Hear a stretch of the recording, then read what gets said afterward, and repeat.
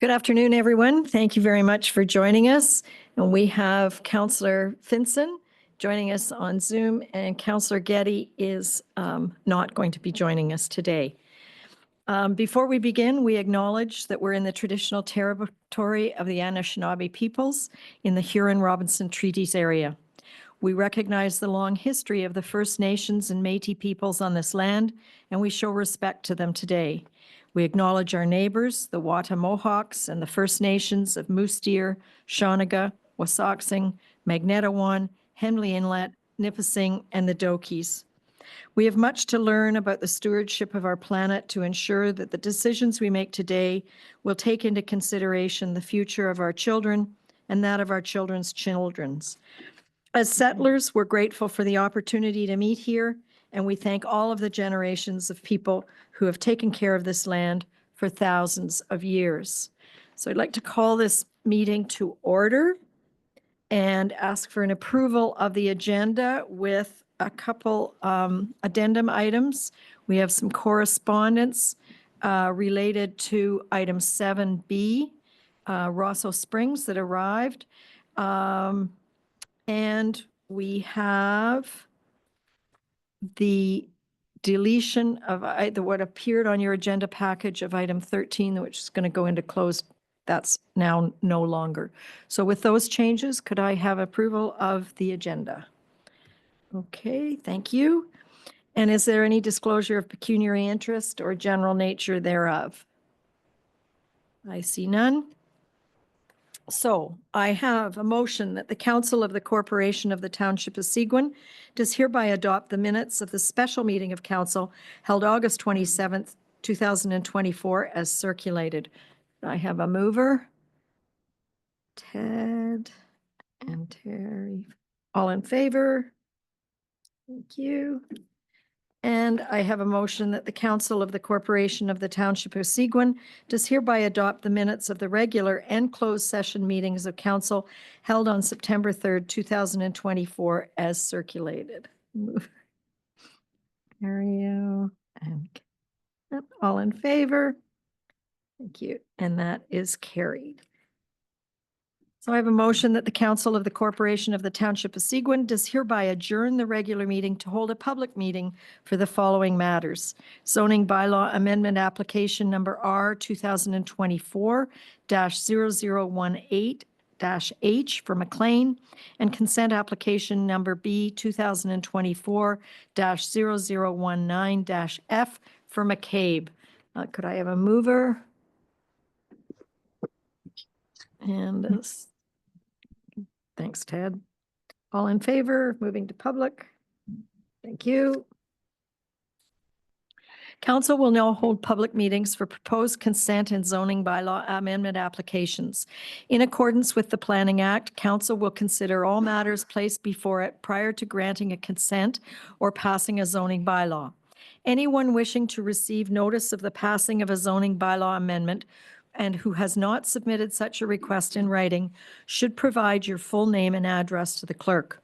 No one other than the prescribed persons may appeal an application under the provisions of the Planning Act. If they do not make oral submissions at a public meeting or make written submissions to the Council of the Corporation of the Township of Seguin prior to the decision of Council, then the Ontario Land Tribunal may dismiss the appeal. The purpose of zoning bylaw amendment application number R 2024-0018-H for McLean is to amend the rural residential exception 60 zone to ensure compliance with lot frontage requirements. I now ask the clerk to state the method by which the notice of the meeting was provided and the dates on which that notice was provided. Notice of the public meeting was provided by posting the property, posting on the Township of Seguin's website, and by regular mail on August 27th, 2024. Notice was therefore considered to provide in accordance with the requirements of the Planning Act. Has the Township received any correspondence with respect to this application? No correspondence has been received. And is there anyone present in person in the council chambers who wishes to speak in favor of or in opposition to this application? Nobody? Okay. Has anyone registered to speak this application via electronic participation? No one is registered to speak to this application by electronic participation. And does council have any questions? No? Okay, we move on to the second. We'll get to the next step after we review the McCabe application. The purpose of consent application number B 2024-0019-F for McCabe is to grant a right-of-way to benefit a recently severed lot. I now ask the clerk to state the method by which notice of the meeting was provided and the dates on which that notice was provided. Notice of the public meeting was provided by posting the property, posting on the Township of Seguin's website, and by regular mail on August 27th, 2024. Notice was therefore considered provided in accordance with the requirements of the Planning Act. Has the township received any correspondence with respect to this application? Correspondence has been received from Enbridge Gas. And is there anyone present in person in the council chambers who wishes to speak in favor of or against this application? No? Has anyone registered to speak to this application via electronic participation? Jeremy McCabe, the applicant, is registered to speak to this application via electronic participation. Mr. McCabe?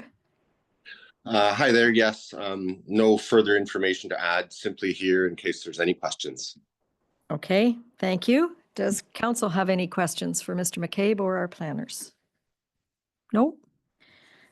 Thank you. Council will now close the public meeting and reconvene the regular meeting. So I have a motion that the public meeting held for the following matters is hereby closed and the regular meeting is hereby reconvened. That's zoning bylaw amendment application number R 2024-0018-H for McLean and consent application number B 2024-0019-F for McCabe. Mario. Ken. All in favor? Thank you.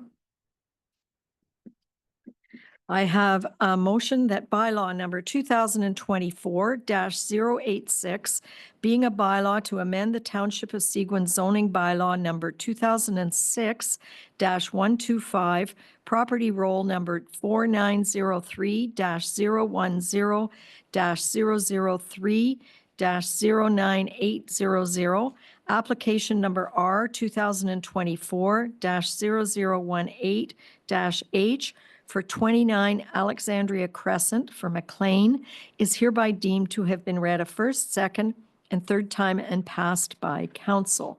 Could I have a mover? Ken and Terry. All in favor? Thank you.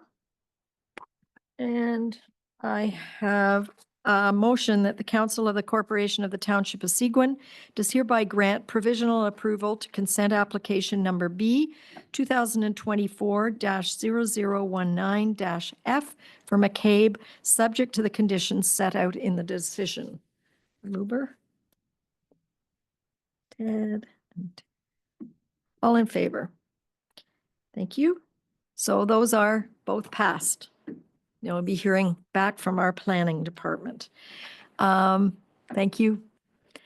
And I believe we have the South Seguin Snowmobile Club. Is he online? Are you, oh, sorry. Okay. Do you want to speak to your application? Oh, we have the application in its entirety in our council package, but we're happy to listen to you if you'd like. Just come to the podium here and push the little button until the green light goes on and identify yourself by name. Good afternoon. My name is Josiah Hawkins, president of the South Seguin Snowmobile Club. We put forward an application to grant a land use agreement with the Seguin Township to deem access to road allowances and colonization roads throughout the township. I believe there's 54 parcels in total. These are nothing new. These are trails that already exist. We have just recently this year been required by the Ontario Federation of Snowmobile Clubs, been required to get updated land use agreements with all landowners. So myself and our district, our snowmobile district, have worked together to put together a package for all of the townships that we have trails on. And so that is what the council has in front of you, is the package containing all of the parcels in detail with PIN numbers and property information and a map stating which trail goes over which. And I'm happy to answer any questions. Thanks very much. And I note that this is for 10 years, so hopefully it stands for 10 years. Does council have any questions? No? So I have a motion that bylaw number 2024-096, being a bylaw to authorize the execution of a memorandum of understanding, prescribed snowmobile trail land use permission between the South Seguin Snowmobile Club and the Corporation of the Township of Seguin, is hereby deemed to have been read a first, second, and third time and passed by council. Can I have a mover? Terry Fellner, and a seconder, Ken. All in favor? And that's carried. Thank you. I suspect there was a fair amount of work went into Yes. doing this. So thank you very much and good luck. I hope you have more snow this year than last year. I hope so too. I really do. All right. Okay. Thank you very much. Thank you very much. I have a motion that the Council of the Corporation of the Township of Seguin does hereby receive the staff reports as presented on the agenda for the September 16th, 2024 meeting of council. Mover and a seconder. All in favor? Okay.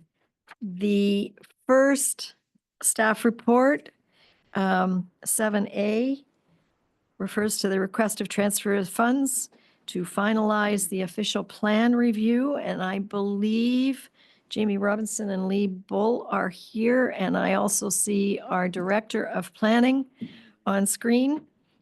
Taylor, do you want to speak to this a little bit? Certainly, Your Worship.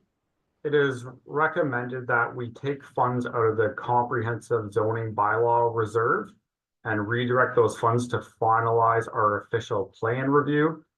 This method will ensure that there's no shock to the budget this year, and over the next 2 to 3 years, we can then recoup or recover the funds through annual investments to then pay for the comprehensive zoning bylaw review. Staff have got the official plan into a pretty decent shape for a handoff, but we're getting to the stage of statutory public meetings and open houses, which are going to require a lot of work and essentially a lot of public engagement and agency engagement. And if staff is to do it on our own, it's going to add major timelines to the overall project. Thank you. Does council have any questions? Councillor Bazinski. Thank you. The official plan is a very important document. I was involved with the first official plan for Seguin Township, and there was extensive consultation involved. There were working groups set up. One of the working groups was a group that I was on, dealing with shorelines and lakes and the like. I'm very strong on the wording in the official plan at the present time. There might be a little bit of update. The policy on small lakes was objected to in the official plan review by numerous lake associations and myself. And I'd like to see that conform with the rest of the lake information and policy. My only comment would be is if there's going to be any substantive changes to biological recreational carrying capacity and the like, and the policy for water bodies, I think that the township should require at least a one-day workshop where the representatives from all the lake associations in the township should be invited to review the policies and so on. If there's no substantive changes, then I don't think it's necessary. That's primarily my concerns, and it's my concerns also were that the previous consultant really had no history with the development of the policies and so on, and I'm happy to see that our planning director is looking at a consultant that's had some background in the township. So those are my comments. Councillor Fellner. Thank you, Mayor. I as well have a lot of confidence in this firm's ability to bring this plan to fruition. I think the work done to date, one of the big problems was no real way to compare the old plan to what's proposed, and I think there's been a significant amount of work done to be able to redline, so you can understand what was original, what was there. Originally, it was thought that the plan in place was pretty good and would only need some minor tweaks here and there, and I understand that that's still the thought process, so I'm good with all of this, so. Thank you very much. Any other questions? I do remind you that we had about 14 to 16 months of a committee and consultation leading up to where we are now.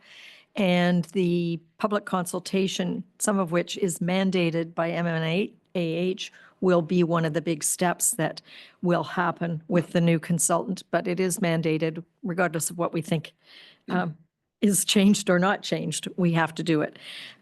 So we have a motion that as per staff report number PL 2024-0102, the Council of the Corporation of the Township of Seguin does hereby authorize staff to redirect $85,000 from the Comprehensive Zoning Bylaw Review capital budget line to retain MHBC to finalize the official plan review. Could I have a mover? And all in favor? Thank you. It will be nice to get it off our to-do list. Thank you, Taylor. And I have a motion that comes back to us from a deferral that the Council of the Corporation of the Township of Seguin does hereby grant provisional approval to consent application number B 2023-0026-H for Rosso Springs Limited, subject to the conditions set out in the decision. So this was originally moved by Councillor Finson and seconded by Terry Fellner. It was deferred on July 15th, 2024, and it has come back. The report in your budget package contains a lot of comments in both black and red to see where they came from. And Taylor, I'll ask you to briefly take us through what is being recommended. Thank you, Your Worship. I'll go through the timeline of this request. If you go to page 150 of the agenda, you'll see a key map. Originally, the request was for a much greater area of EP being removed all the way to the shoreline's edge. After the public meeting, that was reduced to maintain a 20-meter buffer between the lake and the expanded SR1 zone. That's because the SR1 zone was an area where when it's going to the water's edge, where there was concerns that it could be in a floodplain. Other changes that have occurred is that it specifically notes that there can be no development in the flood zone. It maintains a 15-meter setback from the creek where the site is undisturbed, so that is also EP. It's 5 meters from the edge of the creek to the private driveway, and it's also 50 meters from the edge of the wetland. The zoning bylaw amendment also clearly prohibits communal shoreline access because that was a public concern. And there have also been restrictions to the docking envelope Right now, only a floating or pole dock would be permitted, subject to a maximum width of 2.5 meters, and has to be set back 12 meters from the water course to avoid the sedimentation zone. And also it would be subject to site plan control if approved. Thank you very much. And I do draw everybody's attention to correspondence, which was added related to this, requesting a flood, what's it called? Stormwater study be done as part of the site plan. That is in the correspondence in the addendum package. Does council have any questions for Taylor?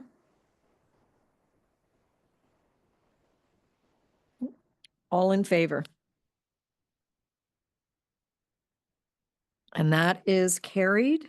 Let me just date this, September 16th. Thank you very much. That's carried. And I have, this is the second part of this. I have a motion that bylaw number 2024-071, being a bylaw to amend the Township of Seguin zoning bylaw number 2006-125, property roll number 4903-010-002-22800, application number R 2023-0026-H for Rosso Springs Limited is hereby deemed to have been read a first, second, and third time and passed by council. And this was initially moved by Councillor Finson, seconded by Councillor Getty on July 15th, 2015, and it was deferred at that time. Are there any questions? All in favor of passing it as is now? Councillor Finson, do you have a vote? Thank you. And that is carried.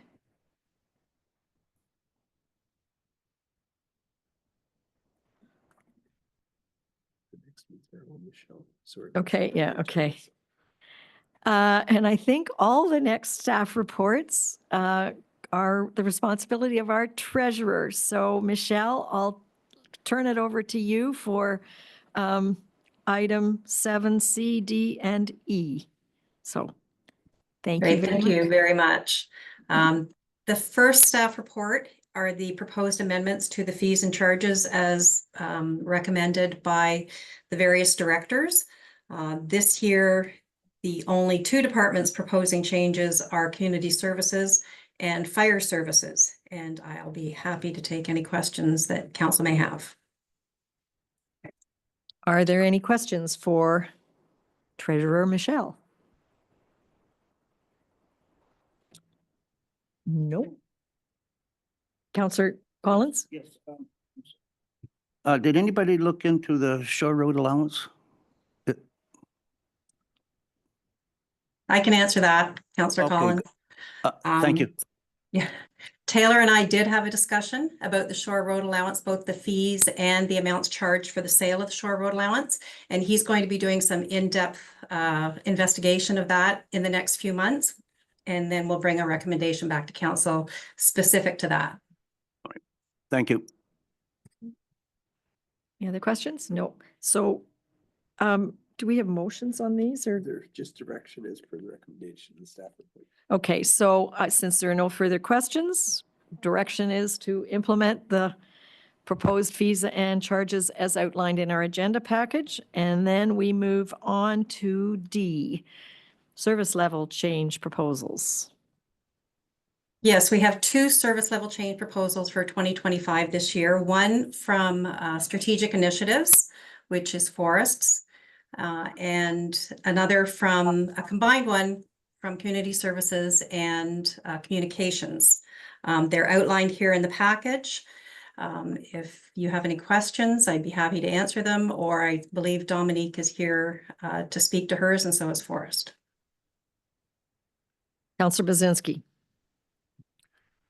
Similar to last year when we had staffing changes, I would recommend that these be considered at the same time as the rest of the budget. I'd like to see what the total, the staffing changes that were recommended were, I think it was 1.5% or so. And I want to see that in light with all of the other township requirements. So I would recommend that this be deferred till the discussions on the full budget. I think if you see on page 506, the combination of these two service level changes result in 1.15 tax increase. And although we will be approving the entire budget package when all the pieces come together, staff need to know whether they can even put these into the working documents of the budget for now. Councillor Bazinski? Well, with all due respect, I don't think we can consider a staff increase without knowing how much else is going to be increased. I know that there's a lot of issues that we've had with the roads. And I haven't seen anything in the budget with respect to adding more public works staff to manage roads and waste management, and that might be something that we have to look at. But I don't think there's any need at this point in time to have to approve or not approve additional staff. I think it can be considered with the rest of the budget, because quite frankly, if you do that, then you're already at 1.1% tax increase, and that, I don't know what the other asks are going to be. So I'd prefer to see it all in one package. Thank you. I think our Chief Administrative Officer would like to reply. Thank you, Your Worship. To Councillor Bazinski's point, these are being presented as basically information and trying to get a sense and a read from council if these are of interest or if there's opposition to these positions. We're not asking for approval in anything at this point in time. That is going to happen when we bring the full budget package to you in November. So again, just looking for a bit of feedback from council as to whether or not these positions, if there's an appetite for us to explore these, or if there's not, because if there's not, then we certainly can alter the course and make sure that it doesn't come before you. But the senior management team is recommending that these be looked at and that these be considered in the budget. But again, to Councillor Bazinski's point, we're not asking for approval of any positions tonight, this afternoon. That'll happen in November. Councillor Adams. I know we talk about the roads and that all the time, but we don't want the other departments to fall either. The shared service between Dominique and Valerie, I think would be they are getting really busy. They need the help. Kara's busy. As far as I'm concerned, I'd support that anytime. As far as Forrest, I'm sure he's getting busier too. And whether it's a need or a want, I feel that it's a need. And I think I support both of them. Thank you very much, Councillor Adams. Any other comments? Councillor Finson, do you want to say something? No? Go ahead. Sorry, I never know if anybody can see me, so I would certainly like to support them going forward, at least to look at them for both of those departments. I think that they would be a great addition. I see the communications department all the time overwhelmed, and I offer to come and help, but that's not going to solve the problem. So anyway, I would support them for sure, at least coming forward to have a look at them. Thank you. Thank you. Councillor Fel. Yeah, I as well. I mean, it'd be wonderful if we could do this, but I guess the big question is can we do this? And without seeing the entire package, then I certainly encourage them to create the draft budget with this included, but as long as it's clearly identified that this is an ad and not approved, I'd be supportive. Thank you very much. And I as well, I believe very strongly that if we're going to be environment first, we never need to put our money where our mouth is, but the approval for budget doesn't come till all the pieces come together, but I think these are intentionally right on strategy, environment, and better communications. They're front and center of our strategic plan. So let's see the budget include them, and we'll have an opportunity to discuss them as part of everything else come November and December. So you have direction to include them. Thank you, Michelle. And on to 7C, which is development charges. And I think you've reacted to council's input at the last meeting. So do you want to tell them what's happened? It's very comprehensive in the agenda package, but perhaps you'd like to speak to them as well. Thank you. Yes, at the statutory meeting that we had in August, it was clear that council was looking for some kind of reduction for at least entry-level homes and something for our non-residential development. So with Hempson Consulting, I see Andrew and Danielle are both here if you have any questions. We're proposing a reduced development charge for single-family detached dwellings of under 1,100 gross floor area and an exemption for non-residential construction of under 1,500 square feet. And as I said, Andrew and Danielle are both here, and if council has any questions, we would be happy to help you. Thank you. And Councillor Adams has a question. I have a question about the size for the affordable housing, 1,100 square feet. 1,100 square foot, your building permit would be around $2,000. And then your other charges would be $4,000. Am I correct? That's correct. So that's quite a jump from the building permit. That's for affordable housing, that's quite a bit of money to put out. I think. Again, sorry, I didn't want to jump in, but it's not for affordable housing. This is strictly for entry-level homes. Affordable housing and attainable housing are actually in the bylaw. And Yes. perhaps Andrew could speak to that. It's just that if you're going to live in 1,100 square foot, that is somebody with low income. And I think it should be a higher square footage myself. I'm going to ask Andrew to weigh in here because if they are classed as affordable and attainable, correct me if I'm wrong, Andrew, the development charge would be $0. So this is no. If they're in that class, but it's saying 1,100 square feet. Andrew, can you help us understand? Yeah, so thanks through the mayor. So under the Development Charges Act, affordable housing as defined, and long as you meet the threshold as required, which I believe is around $345,000 in the township, you would be exempt from the payment of development charges. So this would be an additional exemption if you were building a unit that doesn't qualify as affordable by the province, but in order to provide some relief to anyone building above that income or that purchase price threshold, in order to provide a reduction on the DC. So it's just an added exemption. Anything by the province that's deemed affordable is entirely exempt from the payment of development charges.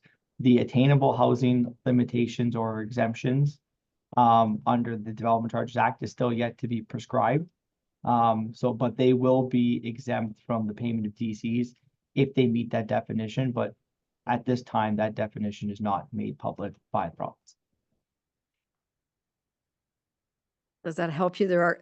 I think what it's saying is and we're still waiting for the province to define the word attainable, but under affordable, it's free. There is no DC.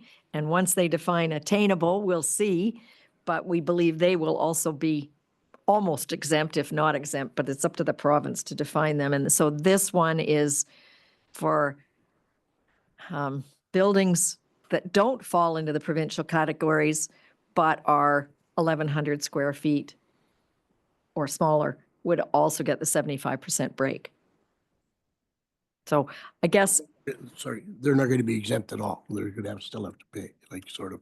Well, if they don't qualify as attainable or affordable. Yeah. Do we have any idea when the province is going to give us this definition, Andrew? No, I don't. I mean, it's been on the books for a while, but I would assume hopefully this year, but I mean, the runway on the year is coming to an end, so I'm not sure. Yeah. Okay, and our Chief Administrative Officer would like to comment, and then I see your hand up. Real brief, Your Worship, the Minister of Municipal Affairs and Housing, as I recall, at the Association of Municipalities of Ontario conference just last month announced that they would be bringing forward definitions in the very near future. I don't know what that means in the ministry's eyes, but the minister himself spoke to that and said that they will be bringing forward the definitions very, very soon. Councillor Fellner. Thank you, Mayor. Do we have any data back from the building application process that would enlighten us on how many building applications for new residential units have been taken in the township for units 1,100 square feet or under in the last couple of years? Yes, we do have that. I'm just pulling it up here. Okay. So in 2023, we had 9 that were under 1,200 square feet. Right. 4 of those were under 1,100. We had another 65 above 1,200 square feet. So there are very few homes that are under 1,100 square feet. To my point. Okay, and then do we know, so we had 9 under 1,200 square feet. Yeah. 4 under 1,100 square feet. Yeah. How many did we have? Do you have any more data there, Michelle? I have 2024 to the Yeah. beginning of September, and there were 9 homes under 1,100 square feet and 36 over 1,100 square feet. Right. Okay, Councillor Collins? Yes, just getting back to that affordable and attainable. I know that DSAP, when we say it's affordable, that means that it's covered through DSAB, through the Perry Sound Affordable Housing Board and everything else. It's totally controlled by the boards, right? So we're looking at attainable. That's the one we're waiting for the definition of. That's Yeah. correct. Yeah. Yep. Councillor Bazinski. Thank you. In the last report, it kind of, I was having a problem identifying what was with the minister's zoning order lands and what was without. So, and I was thinking that, you know, in terms of how you're calculating your charges, it would be good to look at the data like Michelle is talking about without estimating the minister's zoning order in order to determine an appropriate development charge for all the rest of Seguin without the MZO lands, because the population projections and such for the MZO lands would kind of skew the rest of the township. What I'm trying to get at is I want to make sure that we're not overcharging the residents in the rest of the township on development charges, because you're trying to calculate what you're going to need for services based on the number of development units. So if we could look at Michelle's data as being the data that you use to make the projections for the rest of the township. And then for the MZO lands, you'd look at the projections for the development within the MZO lands. And then the only other thing I was wondering, you know, is when I started looking at it a little bit more, like there is a park dedication fee when you have the development process. So when you're looking at the costs for new park facilities, is that being taken into consideration in terms of we really don't have to double count? Like if you're paying for a park dedication fee. You don't really have to put that into development charges. Those are just some of the thoughts I had. I don't know. They're not criticisms. They're just, it's a complicated process. Thank you very much. And I'm going to ask Andrew to weigh in here a little bit. What we're looking at today is development charges for everywhere but the MZO lands. So Andrew, can you explain the difference? And the projections are based on Michelle's actual numbers for 2023 and 24.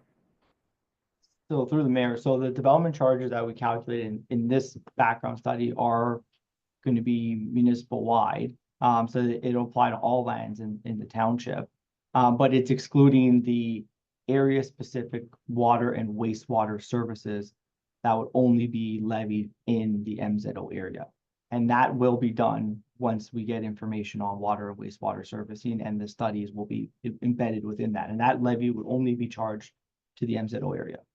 But the background study right now for all the other services in the municipality is a municipal wide charge. As it pertains to the parks and recreation component, the parks dedication bylaw and levy is related to the acquisition of park land. Under the Development Charges Act, we can't use, we can include the acquisition of new land for parks in our background study. So there isn't a double count in between them. The parkland dedication bylaw is for acquiring land or cash in lieu of it. And our background study and our development charges relates to the acquisition of new amenities that would go on the parkland itself. So they are independent of each other in that respect. Thank you. And, Councillor Fellner? I guess where my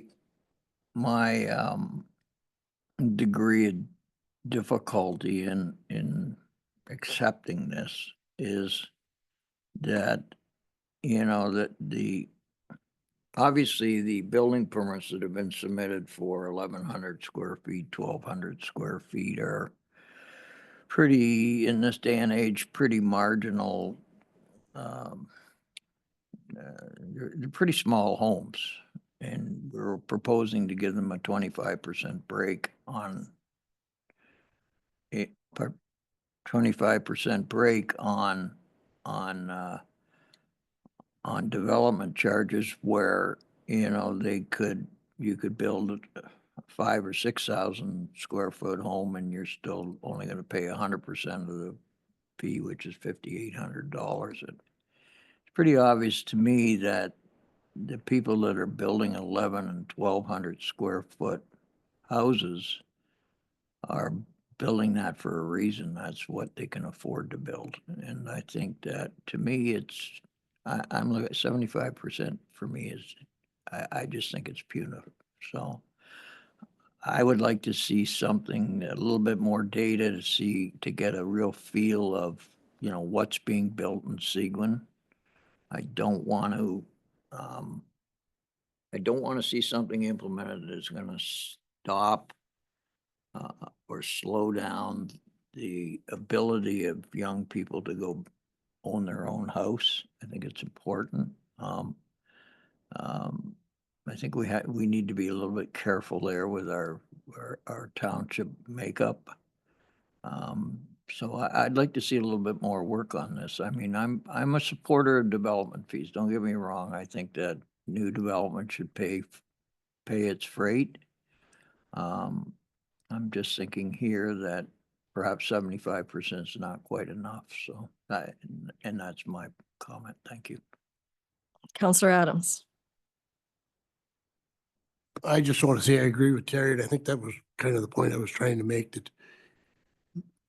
that size of a house is when you look at the permit and you look at the development charge, that's quite a bit of money. And I think it should be like a higher square footage myself. So I agree with Jerry 100%. Okay, I'm going to ask our CAO to weigh in here. Thank you, Your Worship, members of council. We're of course happy to take your instructions on how you'd like to see this brought forward. The one area that I will share is that, as Andrew noted, This is township wide, and as we move into development in the MZO lands where we're encouraging smaller properties with smaller homes, exempting, and I think just to be fair, I don't have a crystal ball, but an 11, 12, 1,300 square foot home in the MZO lands is going to be pretty standard and pretty status quo for what we're expecting to be built in that area. Providing extensive exemptions through those properties alone is going to put some pressure on the finances of the organization going forward. Those homes will pay for the services, and I'm not talking about water and wastewater, that's excluded, but when you talk about libraries, recreational services, et cetera, those homes are going to help fund that infrastructure requirement.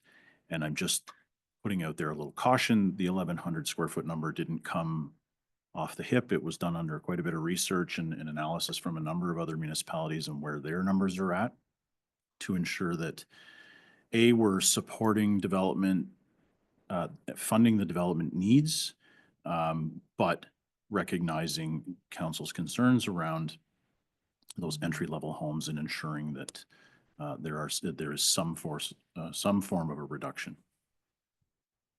Thank you. Okay, Councillor Fellner. Mayor, but to the CAO's point, I don't think I sort of stated my case properly. I'm only talking about homes of this size where the development of the property includes the servicing of the property. So the difference here being, you take a rural lot, you have to put a septic system on it, you have to drill a well, that's part of the total cost of building your house. We get up into the MZO, the lands, the units may be that size or slightly bigger or whatever, but the services are being provided as part of the second tier development fee. So I'm not talking about, in my mind, this wouldn't be every 1,100 square foot or 1,200 square foot residential unit in the township, only the ones that have to provide the water and septic services on the lot. And as well, they have to provide hydro, which in these days, in this day and age, you get quite expensive, right? So that's, I'm sorry, that I should have clarified that. Councillor Collins, did you have your hand up? Yes. I was trying to get that. I'm glad that Terry clarified that, because I don't think 1,100 square foot is too small when you figure that, okay, for attainable housing, it's going to be like townhomes, semi-detached, 2, 3, 4 units and stuff like that. So I think that the square footage is right on when you actually look at the in that manner. If there's going to be townhomes and so on, because they have to be affordable to get them going, for the young couples to come in. And I know you can build a 3-bedroom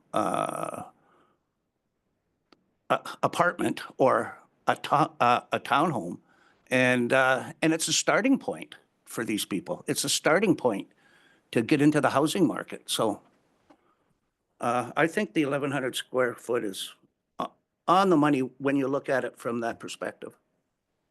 Thank you. Councillor Adams.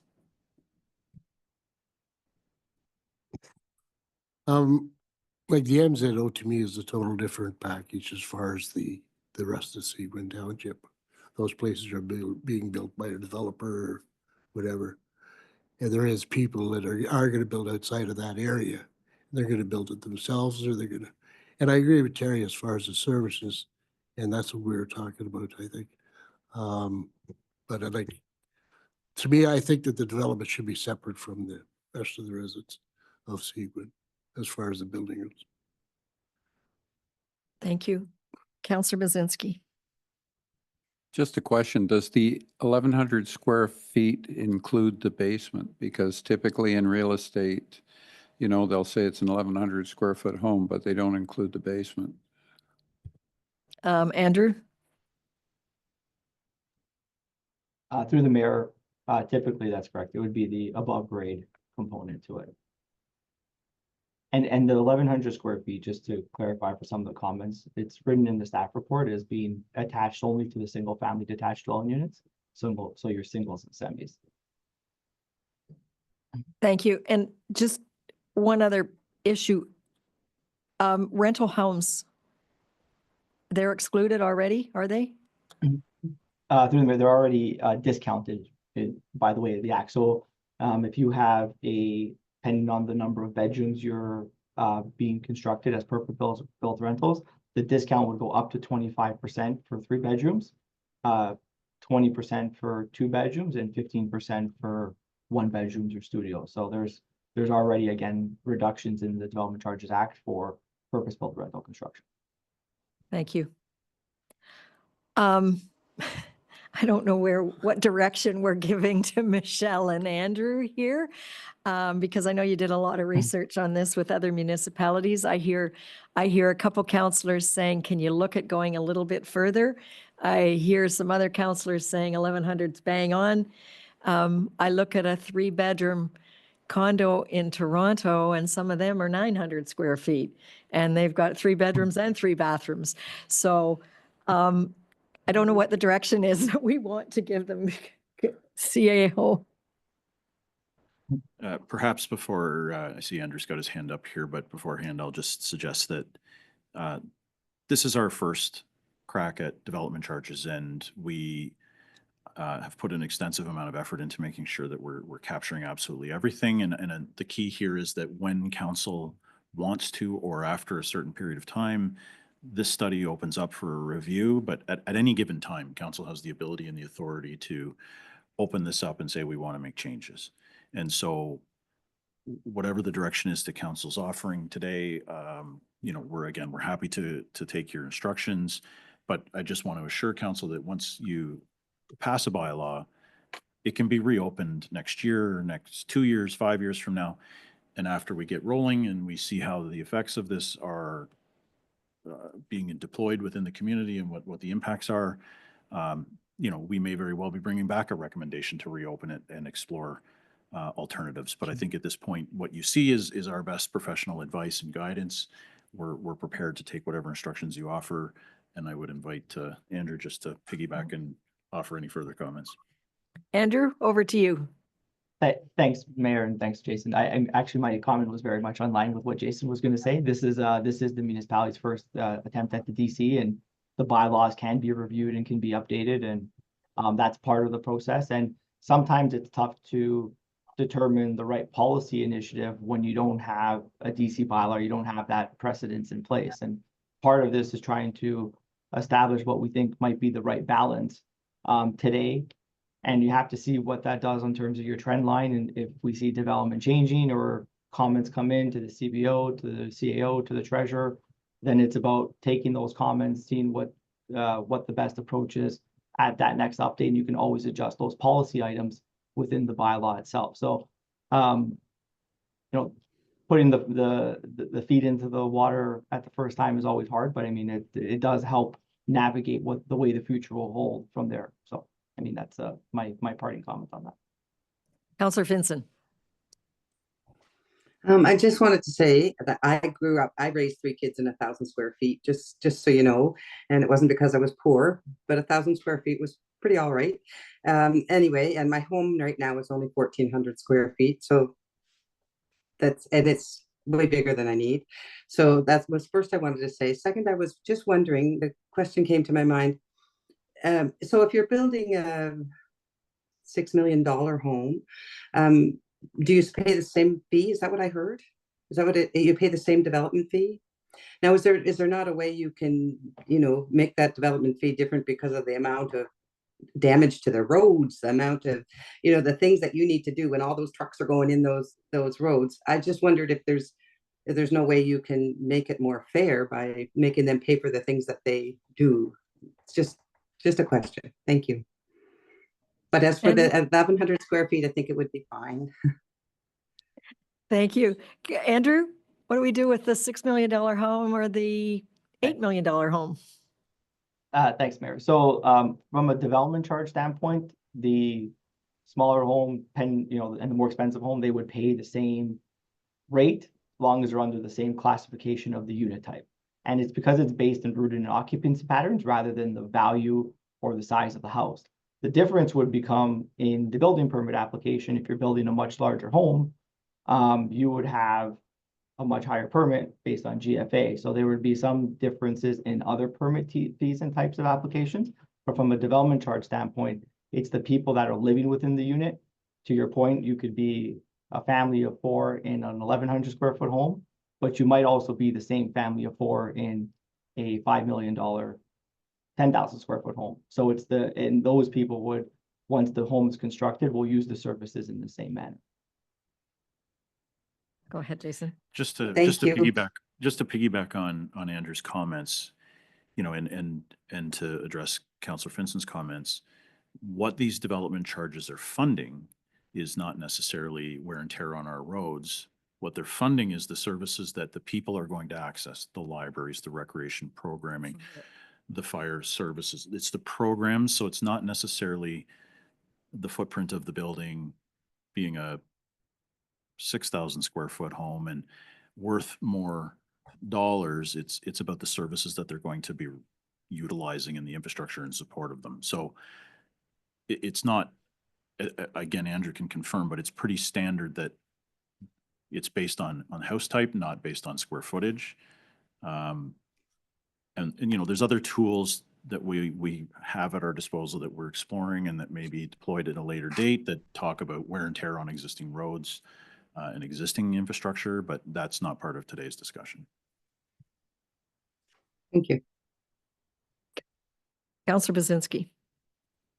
Just my last comment. Hopefully, when you come up with the bylaw, could you also include an updated version of the background study to see if there's any changes? Thank you. That's direction. And we have the bylaw.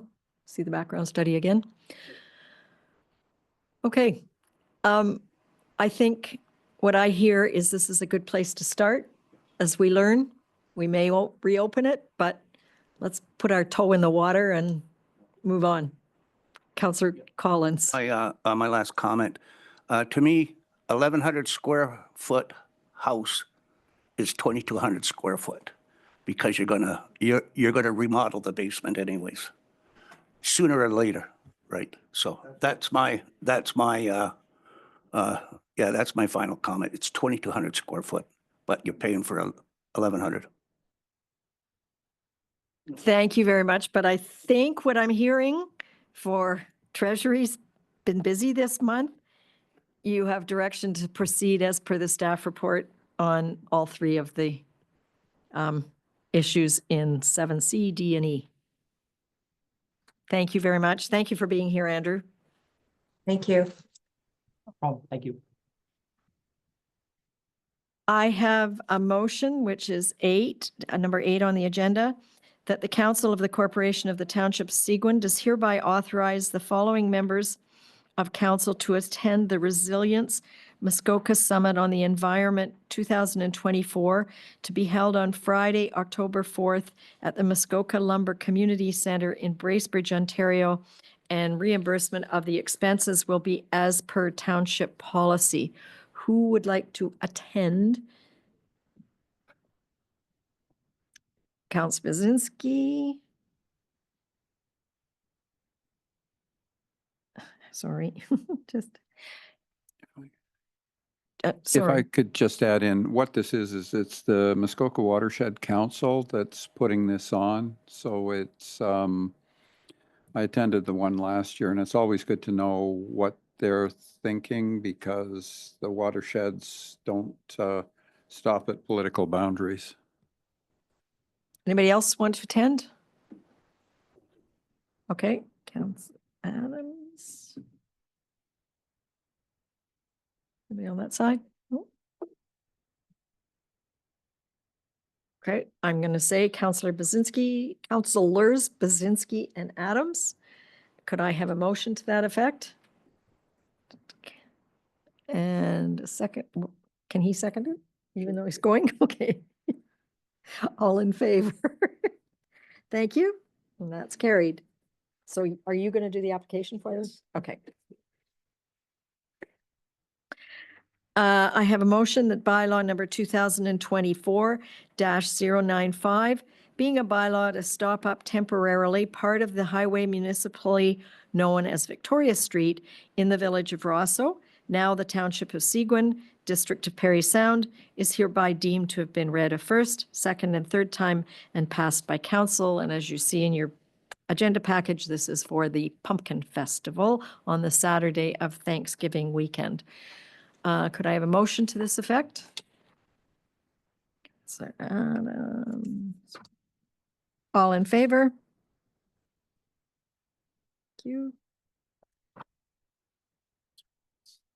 Oh, right, sorry. And now we'll go to council reports. Let's start in Ward 1. Councillor Adams.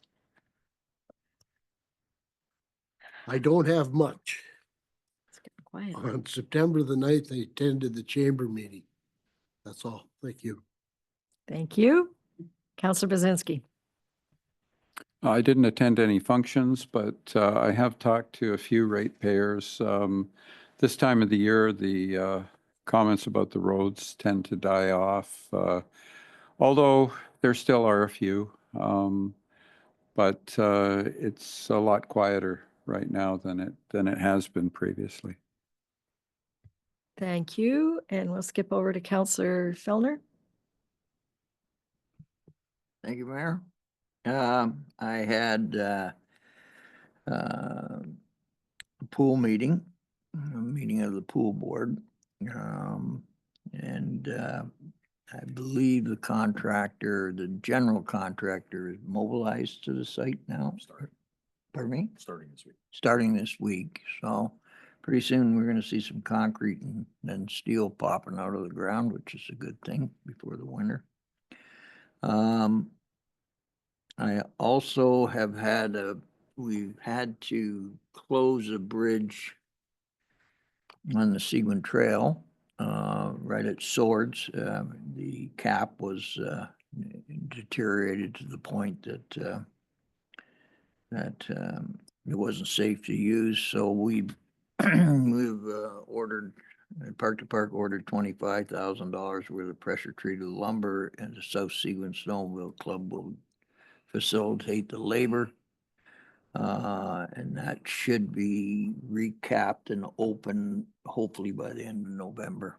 But we closed the trail right from Swords Road to Orville. We also are working right now in filling the last significant water hole in Seguin Township, so which is way out on the east line. It's pretty hard to get to, but it's 3 feet deep, so it needs to be filled. So I've also got from Councillor Getty, I've got a little update on the library that he asked me to read. So here's some things to update you, everybody on council. Last summer, the libraries had 2,900 visitors throughout the summer, and over 1,000 people participated in the library summer programming, which is very encouraging. The 3D printer is now available to be used by the public.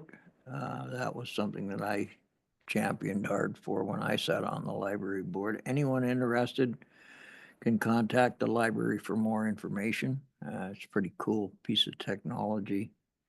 And the library board has been hard at work creating a budget to further their strategic goals. So that's a brief update from Councillor Getty. And that's it for me. Thank you. Councillor Collins. Thank you, Mayor. Yes. Now with Camp George not operating, I'm receiving less calls from from the residents of Maple Lake, and so that's good news. And I've been reaching out, doing my due diligence to the business owners in my ward and phoning them and getting them to attend the second annual Mayor's Luncheon at Seguin Golf and Country Club. So that's what I've been doing too as well. Great. That's it. Please make sure you give Donna your list of everybody you've contacted. Whether they can come or not, they'll start to become on the list. Okay, good enough. Yep, I didn't know that. Thank you. Councillor Finson. On September 7th, I attempted to attend the airport function and didn't go so well. But anyway, I also collected business information for the business association. I gave the list to the business association as I'm in Prince Edward Island. And I gave as much information as I could find. I attended a Belvedere Heights meeting on September the 11th. I also attended a DSAB meeting on Thursday at 6.